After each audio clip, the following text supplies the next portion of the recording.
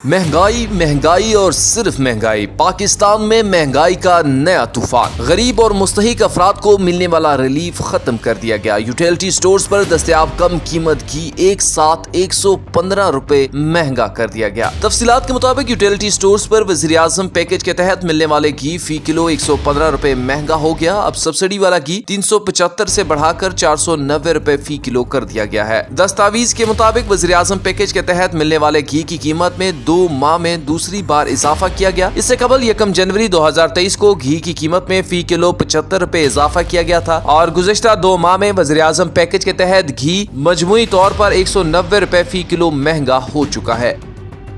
300 रुपए का अब 350 का हो गया। रमजान आ रहा है, हो सकते हैं कि 550 रुपए तक तजावुज कर जाए। दस्तावेज के मुताबिक बेनजीर इनकम सपोर्ट प्रोग्राम के मुस्तहिकीन घी के कीमतों में इजाफे से मुस्तस्ना होंगे। इनके लिए घी की फी किलो कीमत 300 रुपए बरकरार रहेगी। दूसरी जानब मुल्क में महंगाई ने अवाम की कमर तोड़ रखी है। गुज़िश्ता 1 साल के दौरान महंगाई में इजाफे की दहाइयों के रिकॉर्ड टूट गए। अदारा शुमारियात की रिपोर्ट के मुताबिक मुल्क में महंगाई में इजाफे की शरह 48 साल की बुलंद तरीन सतह पर पहुँच गयी। तेल की वजह से किराया बहुत ज्यादा बढ़ गया, 30 से 40% किराया बढ़ गया।